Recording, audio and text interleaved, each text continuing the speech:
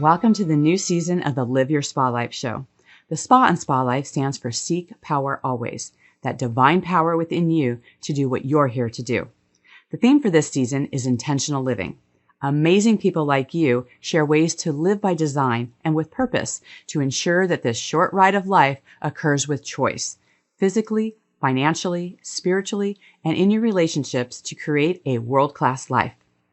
In these times of uncertainty, it's time for you to move past the distractions and start trusting yourself more through your God-giving knowingness. No one truly knows better what's best for you than you. In this season, you'll have plenty of examples of people choosing their best life and creating a positive impact through intentional living. Thank you for sharing your precious time with us and being part of the Live Your Spa Life conversation.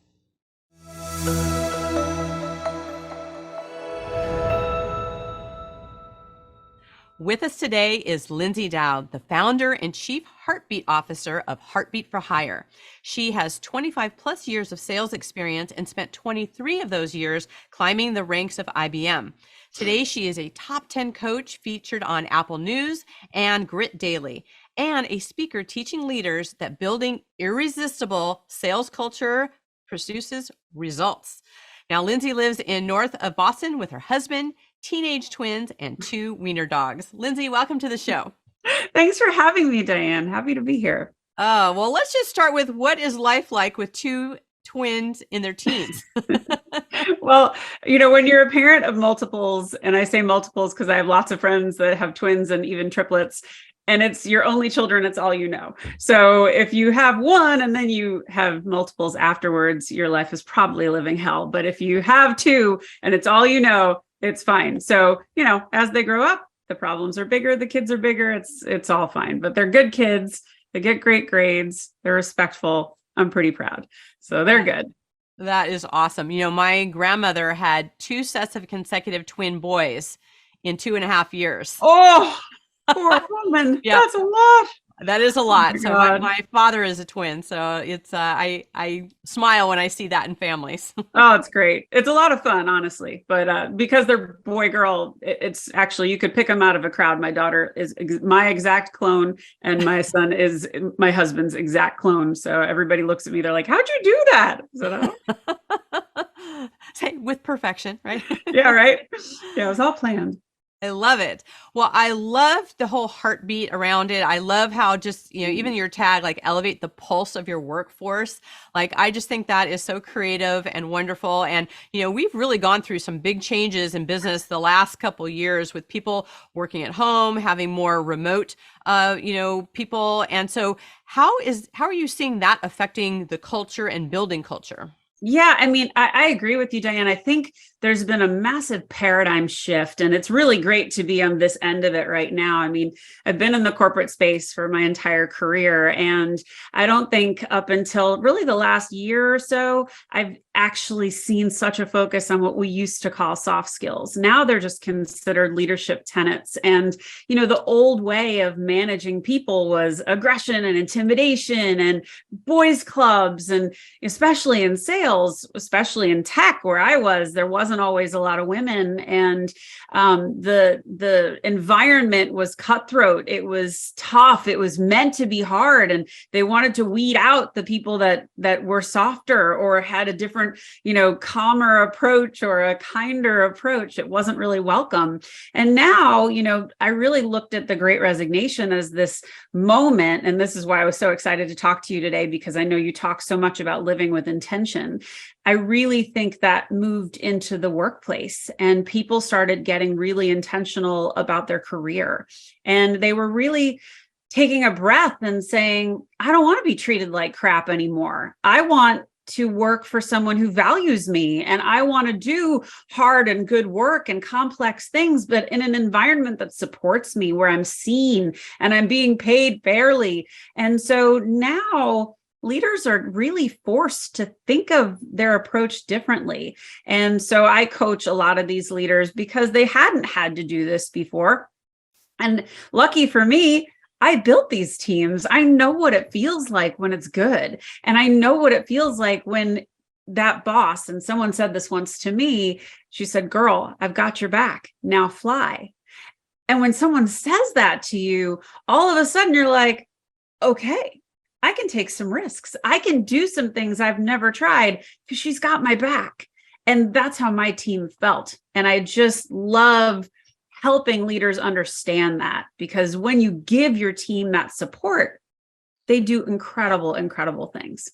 Yes, yes. As an entrepreneur, and we've seen, like, in corporate, and there's a lot of different things where you see, we talk about the speed of the leader, right? And you've got a leader who is on fire for their business. No one's more passionate about your work than you are. And when you are looking at the trajectory of, like, wanting to just soar to the next level, and let's just say you've got employees that either don't catch the vision, or it's not in alignment, or, I've talked to a lot of people now where they've had a lot of turnover, and now that people have had a taste of being home, there's not necessarily as many people that want to actually go back into work. Yeah. So, how do you talk to leaders about, just kind of being on a different page of their people and not finding those people that see their vision and really want to grow with them? Well, let me first say this. I've been working from home for over 20 years. And I say working from home, but in sales, you traveled. I was on the road a lot. I was in clients' offices. I would certainly go into offices and we had meetings, but for the most part, I understood working from home, and I worked for a company that really valued that. And so I see this kind of struggle going on, worldwide, of, do we allow people to work from home? Do we demand they come into the office? And here's the reality. Where you work is just geography. That's it. You can create value, and you can create connection and collaboration and camaraderie no matter where they are. You just have to be the leader that understands how to do it. And when people are happy, they're 6 times more productive. And I can tell you, just from my work through the pandemic, your people will find their inspiration. They will find their creativity as long as they know they feel supported and they have the tools to get there. And when you can provide connection for your people, so they understand that the people that are showing up to these regular calls that we're all on, actually there's a human behind that. And it's not just this person that you see every Monday or see, twice a week or whatever. When you can create those connections for people, all of a sudden, everyone's experience is richer, and you're more invested, and you're more likely to be kind and to help each other more. And kindness is, I think it gets a bad rap in business. People think, oh, it's business, deadlines and quotas. And listen, I came from sales. I know what that feels like, and I know how cutthroat it can be. But when you're kind to people, especially people that support your teams, think of it. If you give those people a shout out and you say, we couldn't have done this without Diane, you guys. Diane's going to join our call. I want you guys to celebrate her. So she's going to come in. She has no idea. Let's just make her feel really welcome and a part of the team. You come on the call, and all of a sudden everyone's like, yes. Well, next time you have to do something for the team, you're going to be like, I love that team. Oh my God, I'll totally help them. Right. And it's just forging those connections and forging that opportunity for people to rise up. And that kind of inspiration does not need to be in an office. It can be anywhere. Right. So I chuckle a little when I see people are really struggling with this in the office, out of the office. We need this. And yes, there are certainly jobs that you do need to be in the office and you need to connect with others, but there are plenty that don't. And right. I don't really get that whole, we're not going to be good unless we're all together in the office. Right. Well, and it's such a good thing to be able to see also what are the differences within your force, because, different people are going to have different strengths and they're going to bring different things to the table, and being able to recognize some of those things. We know everyone has these different personalities, right? And so sometimes you've got, the introverts that are kind of behind the scene, and feeling like they're not being seen, right? And so how is it you just being able to kind of shift and manage the different personalities where you kind of have, I like to call them the tally makers behind, where it's like, well, that's not fair. This person got this. And, it's almost like managing, classrooms, right?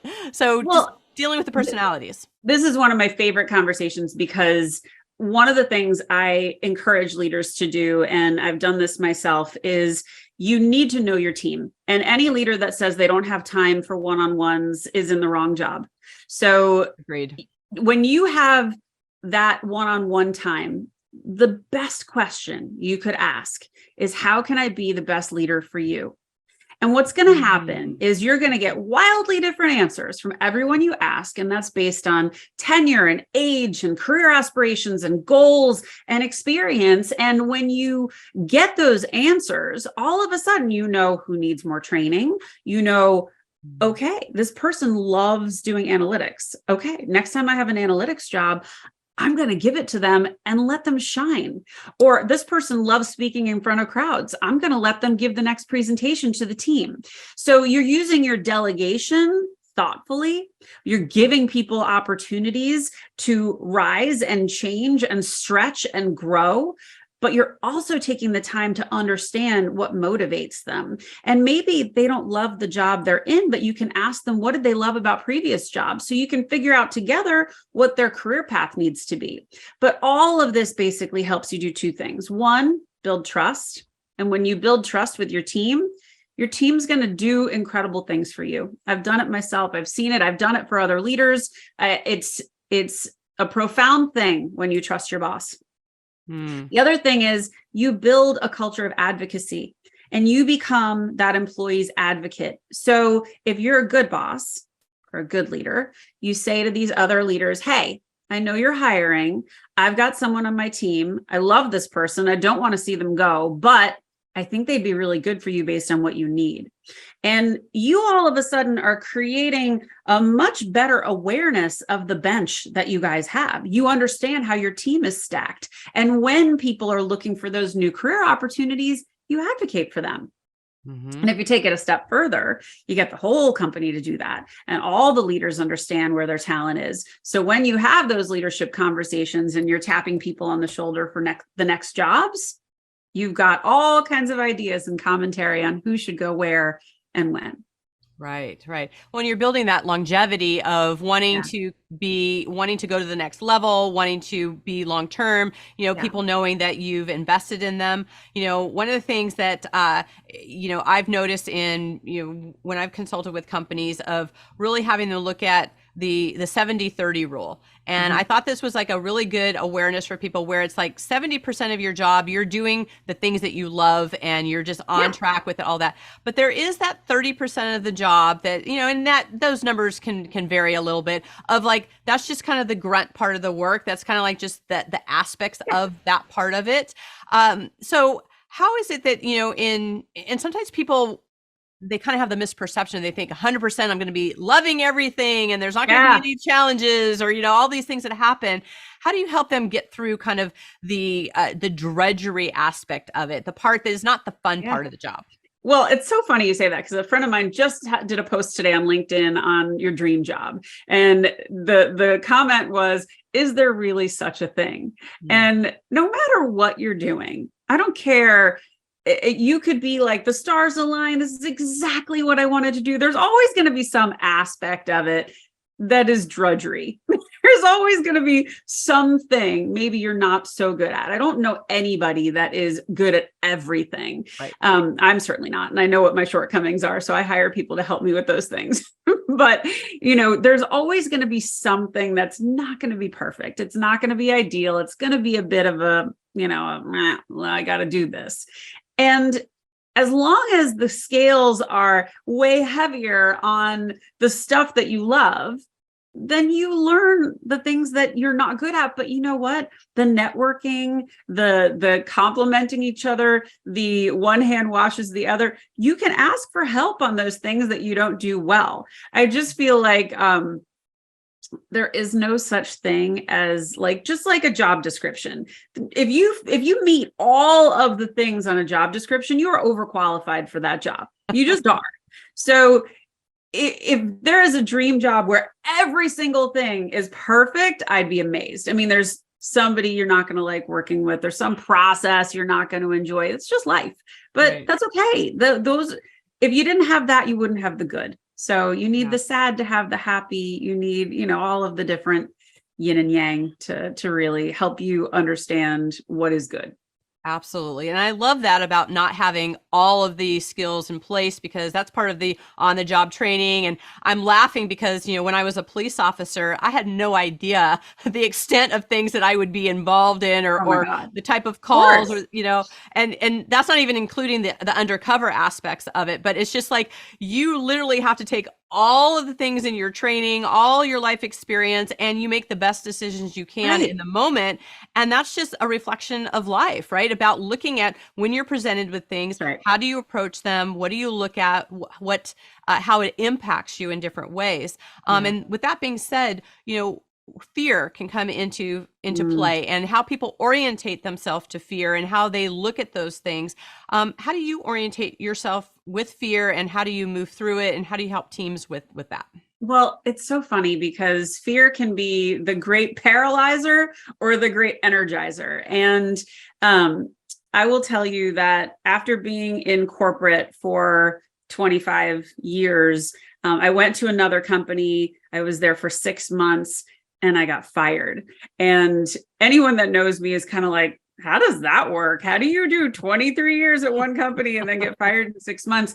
And that was a humbling experience. It was a gut punch I didn't plan for. It was definitely something I never thought I was going to see in my career. And I was scared. I was terrified. I was like, how do I rebuild? How do I reclaim respect after this?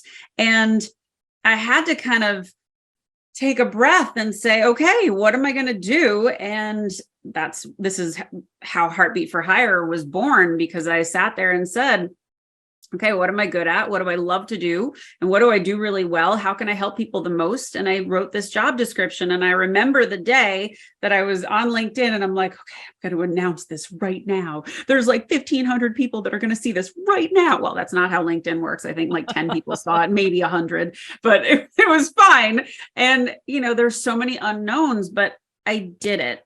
And did I know everything? Absolutely not. Did I make mistakes along the way? Of course I did. But I learned. And after going from being in corporate, where everything is pretty much set up for you, everything is done for you, there were so many things I didn't understand about doing business on my own. I'm scared every day, but I also believe I'm doing what I'm supposed to be doing. And I'm trying to use that fear to fuel me versus stop me. And I think I run into so many people when I coach them that I can't leave this job because then what would I do? And, they're too afraid to take a leap outside of where they've been for 5, 6, 7 or more years. And I look at them and I'm like, you're compromising your values. You're staying because you think there's nothing better, and there is. And that's the part that breaks my heart. And I always try and help, especially women. I love to help them get past that and say, there is something better out there for you that's waiting, and you just got to find it. And I think when you can see those dots get connected, it's magic. It's fantastic. Right. Well, I mean, isn't that the definition of courage is, right? You're faced with the fear and you do it anyway. Like, you don't know what it's going to look like. And I love just having like perspective, right? And I love that you share that about being fired. I think that's one of like the taboo things that people oh, fired, it's going to take me out type thing. Yeah. But, what's amazing and something that was brought to my attention at one time is, so in the Navy SEALs, they do an exercise called the sugar cookie. Mm-hmm. And what happens is that randomly they'll pick someone and they'll say that you didn't have your uniform together or whatever it is. And you literally have to get yourself wet in your uniform, roll around in the sand, and you're like a sugar cookie, and you have to train all day that way. And you have to do extra training and all these different things. But part of the lesson that comes out of that is, it doesn't matter how perfect you are, all the qualifications that you have, or anything that happens. It's like you still can have things that go sideways. And it's a mental orientation, is that when things go sideways, do you have the fortitude to go, what does this set me up for next? What did I learn from this? How am I going to show up? And it talks about like, don't be a sugar cookie, right? It's like, don't crumble, don't fall apart. Things are going to be thrown at you, and learn how to move through it where it may not seem like it's fair, like, oh, I did all the right things, I was with the great company, I had all these things. But when you can have that bigger perspective and you can look at all of those things as like, okay, what did I learn from this? I mean, probably some of the most invaluable lessons that when you actually go through things like that, now you know what it feels like. And you now with people that you work with go, you know what, it's survivable, right? Well, and that's just it. Like everything's temporary. Yes. So, and I used to laugh because before I got really into LinkedIn, which was as a result of becoming an entrepreneur, I really had to. But I used to go out to LinkedIn every time I was mad. So I'm like, oh, my job's so bad. I hate the boss. I'm going out there. I'm going to find a new job. And, I'd be out there for like 10 minutes. I'm like, I don't even understand what's going on out here. I don't know how to get a new job. I'm just going back to what I was doing. And, it took me and, actually getting fired and really having to spend time on it and starting to network and starting to see, okay, this is how it works. And all of a sudden I built this phenomenal network and, I watched my followers grow. I started posting every day. I mean, I really became very intentional with how I was using it, and it's come back tenfold in the way of clients, in the way of partnerships, relationships, friendships. It's really been great, but it was a mindset for me. It was really holding me back of like, this is the place that I go to find a job versus now it's a platform for expertise. It's a place to network. It's a place to find clients. I love that. It all goes back to that orientation that you have. And so actually that reminds me, one of the things that I love to ask guests is that we live differently in our bedroom versus our kitchen or our living room. What's your favorite room in your home and why? Oh man. So I love interior design, Diane. So I did this office at the beginning. Thank you. At the beginning of last year. And it was really, really fun. And I have the added benefit that my husband is a fine carpenter. So I get him to do lots of good stuff around the house. So it's hard to choose. I think I really love our kitchen and great room, mostly because that's where we all live. And that's where people like to come. And I love just creating an atmosphere and environment for people to feel relaxed and happy and laugh and connect. So I probably that's the space, and it's big, so we can fit a whole lot of people in there, and it's really fun. So I'll probably pick that. That's so fun. I have a friend of mine that says that life happens between the kitchen and the bathroom. So yeah, that's true. That's true for sure. Right. So good. Well, I know that with your corporate clients, you teach them the importance of having personal branding. Why so? Yes. So this is funny how this came about. And obviously I learned a few things as I was going through this process, because if you had asked me before I left IBM, if I had a personal brand, I would probably say, I don't know what you're talking about. That's just something entrepreneurs need to do. And what I learned was I was doing a speaking engagement for this client, and I was doing my heartbeats, not head count talk that I love to do. And it was all about culture and language choice and communication and recognition and all the good stuff.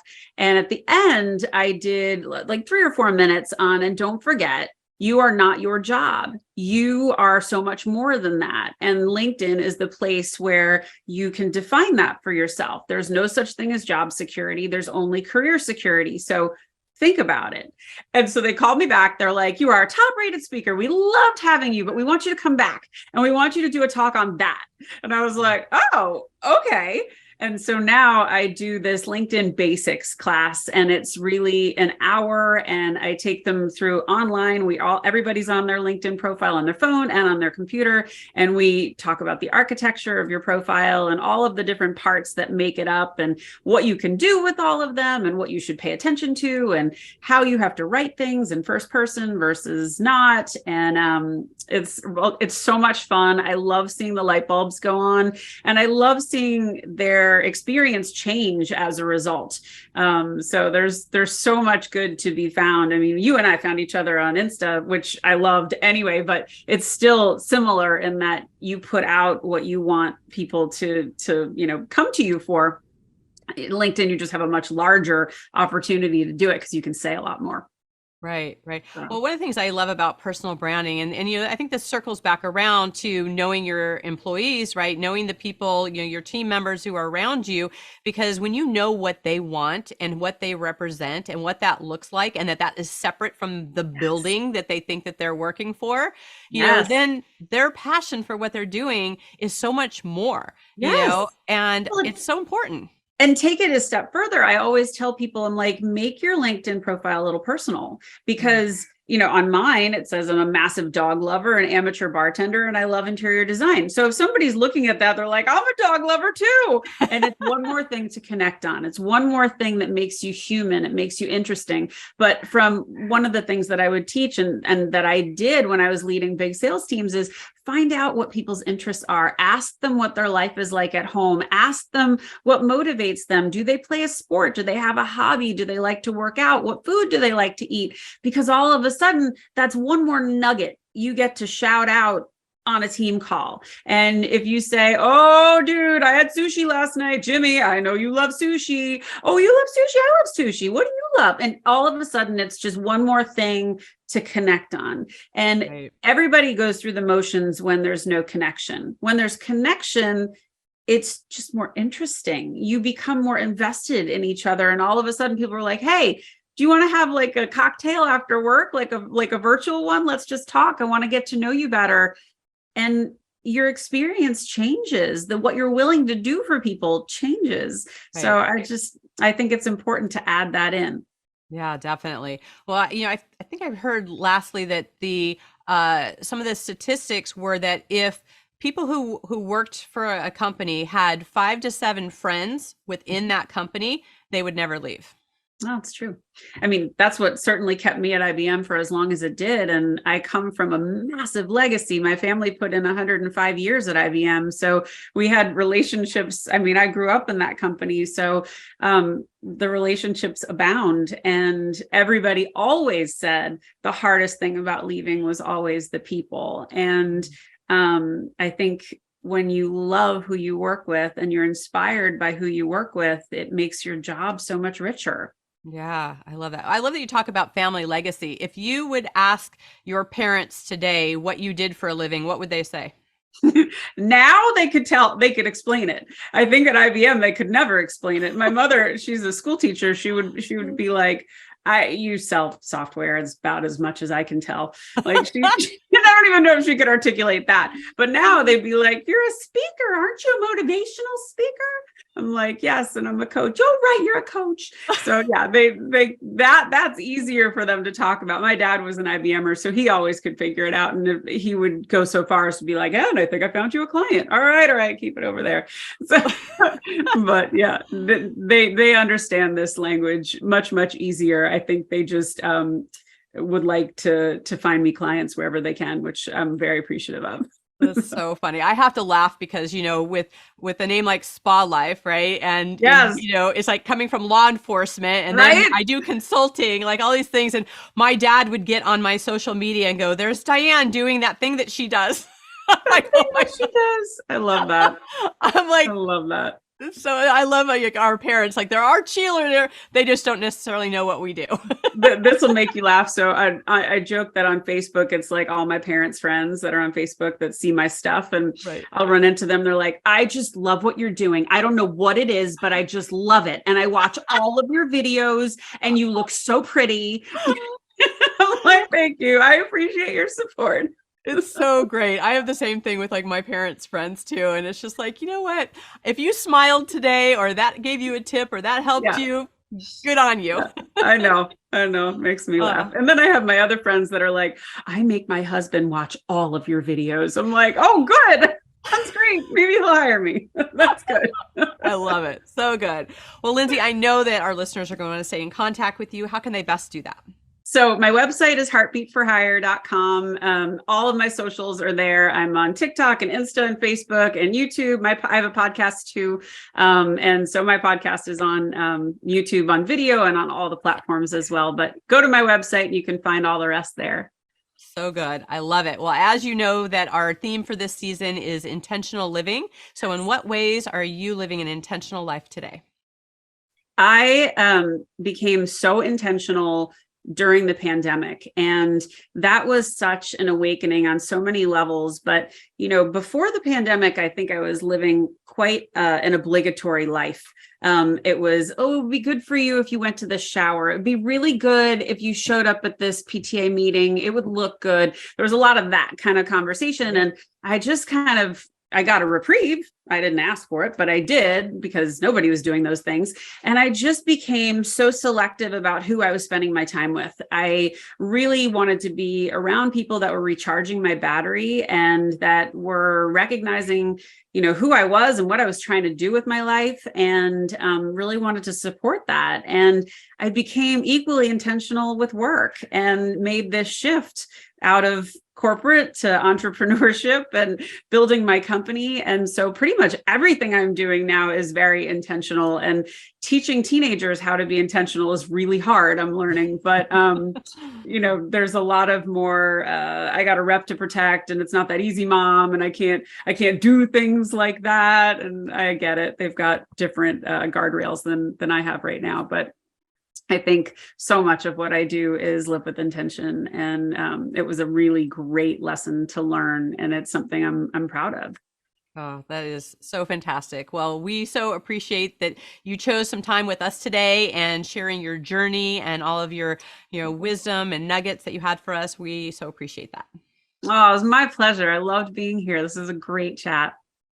Thank you. And to our listeners out there, we've talked a lot about what happened in shutdowns, and I hope you thought about some of the things that we talked about today about, how are you being intentional? What do you need to shift? Like, just as Lindsay talked about, what are you doing out of obligation? Because life is short, friends, and we want to make sure that we are really doing the things that matter, that really focus on us, and, really having that impact that we want to have, and being kind and reaching out to the people around you, making their environment where they're thriving as well. We all get to work together as a community. So please reach out and connect in any way that you can and get this out in the world. And until we connect again, live your spa life. Bye for now. Bye-bye.